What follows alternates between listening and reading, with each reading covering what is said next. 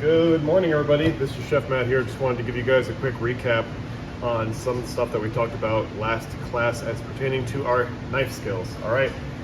Very first today, I wanted to introduce the tool that we're going to be using the most often in the kitchen, the chef knife or the French knife. We're going to get a chance to talk a little bit about each kind of knife and develop skills in each of kind of those knives. It's like the fillet knife, the paring knife, cleavers, and other tools that we're going to be using in our kitchen. This one we're going to be using the most often. And first and foremost, I want to be able to cover the pieces of the knife itself so that we can all be speaking the same language. All right. Very first off, all the way at the end of my French knife here, you'll find the tip. Tips are very fragile, so you want to make sure that you take the utmost care not to accidentally touch it over your cutting board, right? Pierce anything, right? Or go side to side in any motion with that tip, right? Or else it can actually risk breaking off, causing a physical food hazard, right? And the rest of the knife here, following the sharp blade, all the way across here, you'll find the blade, the cutting surface of the knife, all right? Always keep this section facing away from your hand, such as when you are clearing off vegetables and produce from the sides of your blade, making sure you have this section up against your hand. This section across the back, we will call the spine of the knife. The spine is the non-cutting surface and the section you will interact with most when you are using the correct grip on the knife, right?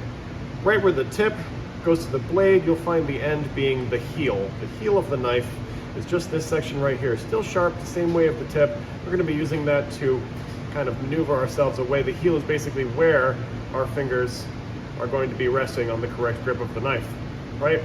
Over to the section of the handle itself, having rivets going straight through it, and the actual blade of the knife travels through the handle all the way to the end. Add both weight and balance to the knife that I'm using today, all right? When we grip for our knife skills, we're going to be using a very special grip. Some people at home may just hold the grip simply like this, but when you add pressure, that might cause your knife to slip side to side, all right? In our kitchens, we're going to be using a grip where we use our thumb and our pointer finger to press onto the blade and then to wrap the rest of our hand firmly around that knife so that we get a really good grip side to side, and it gives us lots of stability, all right? Now, when we're using the knife itself, it's very important, right? This knife is designed to rock and chop, all right? Force headed straight down on a knife will cut, but it also crush the vegetables that you're cutting. So keeping an extremely sharp knife across the blade is going to make it so that the knife is doing most of the work as we cut. So while we go down through our vegetables, we're also going to be traveling across the surface of those vegetables to make sure that we're having the knife do the work, not our hands. All right? So let's touch on some station setup as I've got it today. Today we're going to be cutting some Yukon Gold potatoes into 3 basic knife cuts. All right, on my station I have what I'm doing it with, and where it's going. This way I never have to move my feet when I start a project. If you're in the kitchen and you're, say, cutting an entire case of onions, you'll have a case of onions, something to cut that case of onions with, and then a bin for the finished product so that you never have to waste time moving back and forth. We always remain efficient. And as such, every time we are at rest at our cutting board, our knife is always going to stay at 12 o'clock with the blade facing away from us and the handle towards our cutting hand. If you're left-handed, it sits the other way on our cutting board. Something I'm also always going to carry on my station is a sanitizer bucket. This sanitizer bucket can be filled in the last prep sink, the last dish sink over by the 3-bay area. You guys will find it labeled sanitizer that actually has a section only says sanitizing solution only, so nothing will get stored in this bucket. All right, it's full halfway up with sanitizer and of course contains a sanitizer rag. This will be stored below my station, and anytime I need to clean up in between projects, I can simply bring that towel out and gently clean up as I go. Cleaning as I go is going to both keep us bacteria free and working efficiently. All right, so let's get right into knife cuts. When we start on with our basic knife cuts today, we're going to be talking about how to dice a potato, all right? As we said in class, when you're dicing a potato, you're going to want to make sure that anytime you're having a round surface that you cut a flat side first, all right? Very quickly, cut yourself a flat side so your potato does not move, does not roll about the cutting board, right? It provides a safe surface for you to work in. Your waste can go directly into the bin where your raw product came from, all right? On the grip of your knife, yes, we already talked about how to pinch, wrap around, and be firm. All right, now let's talk about our left hand. We're gonna use what's called the claw grip. The claw grip means all my fingertips are going to be touching the ingredient as I manipulate it across my cutting board. My claw grip is done with 4 lead fingers, and my thumb is going to be tucked behind my fingers to make me a nice and stable grip. Be sure not to put the pads of your fingers or rest your wrist down onto your cutting board, right? That can cause problems like slippage, right? And crossing over where your thumb may lead in front of your forefingers and cause you to cut, all right? So with a claw grip on my potato and my knife set, I'm gonna first cut a flat side so that I can get flat knife cuts out of a round potato. I now have 2 corners, right, to get started. So this will be my lead edge, or what we call my cut edge, all right? Every dice is a set size, right? If you reference the slides that I attached to this assignment today, you guys will see a large dice, a medium dice, and a small dice. Very first dice we're gonna do is called a large dice. Large dices are always the same, 3/4 of an inch on all sides for a 6-sided object. We're always going to do this in a 3-step process.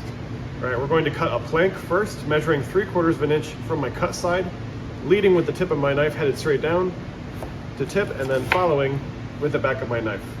This is now a plank with a lead cut surface being the bottom of my potato. From my cut surface and my plank stage, we're going to get into our baton stage, measuring 3/4 of an inch from my cut surface and cutting down into 3/4 of an inch batons and discarding any wonky pieces, all right? From here, you should be able to see a square shape form in what we call the baton stage, step 2, all right? For my last step, I'm going to do the dice itself, all right? True up the edges, as you see, these ugly bits here. Give those a nice cut straight across, so you're starting on a clean surface. From this cut edge, I'll measure for the last time 3/4 of an inch across, and we'll start our dicing stage. 3/4 of an inch on all sides, and leading up to the trim on the opposite end.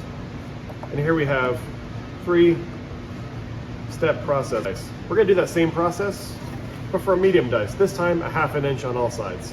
First goes the plank, a 1/2 inch inside from my plank, 1/2 inch in from my 1/2 inch batons, truing up my edges of those batons to get my dicing stage. Line them all up as you're comfortable. You can start with 1, or you can do all 3 together. Line them up nicely and go a 1/2 inch in from your cut side to get those beautiful knife cuts. Again, take your trim and set it aside. Today we're going for accuracy. Trim will be used for things like soup, stocks, and sauces, so not to worry about excess waste. Here we have our medium dice. All right, last but certainly not least, we'll start with our small dice. Now you can see, I'm starting to run out of real estate for my left hand on my potato. So what I'm going to do is I'm going to set it flat across, I'm going to rotate it. And what that's going to do is allow me to have a more stable surface to cut my smaller pieces on. I'm going to start with my small dice, which is 1/4 of an inch on all sides. All right, 1/4 of an inch plank, measure 1/4 of an inch in from your cut surface, and cut yourself a few planks. When you're getting started, this might take a little bit of practice to get it even from one side to the other, as the cut is so small. Here I have my 1/4 inch planks. Step 2 being my batons. I'll take my nicest planks, nice and even across the edge here, and I'm going to measure in 1/4 inch from my cut surface, being that flat side.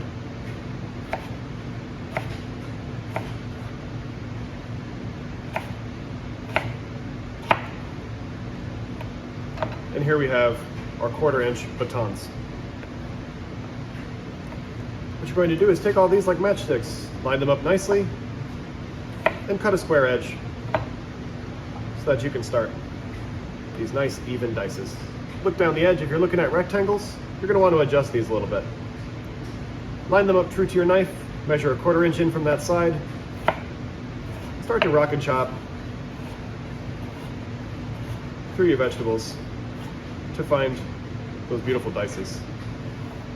Again, when you get to the end, you're going to wind up with some little pieces. Don't be afraid to pick through your vegetables, only leaving these really appealing knife cuts behind. And here we have a small dice. Right. Last but not least, we're going to do a knife cut called the julienne cut. A julienne cut is 1/8 of an inch on all sides and 2 inches long, much like a matchstick would be in a matchbook. For this, we're going to start by cutting a small plank itself, 1/8 of an inch thick. It's truly quite small. Take your time with this and use the action of your blade to slice through your potato. Get these beautiful, nice, skinny strips straight across. When cutting a julienne, at this time for our planks, we're going to cut the julienne size. It should be 2 inches long as the final cut.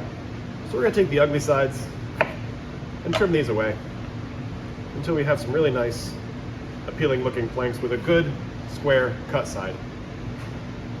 At this time, I'll take my planks and I'll line them up next to one another so that the cut sides line up. To this, we'll add 1/8 of an inch cut from the cut side, rocking and chopping through my vegetable, being sure to stay true from one end to the other so that those lines are nice, straight, and parallel. And from here, we'll render our julienne cut, or our matchstick cut.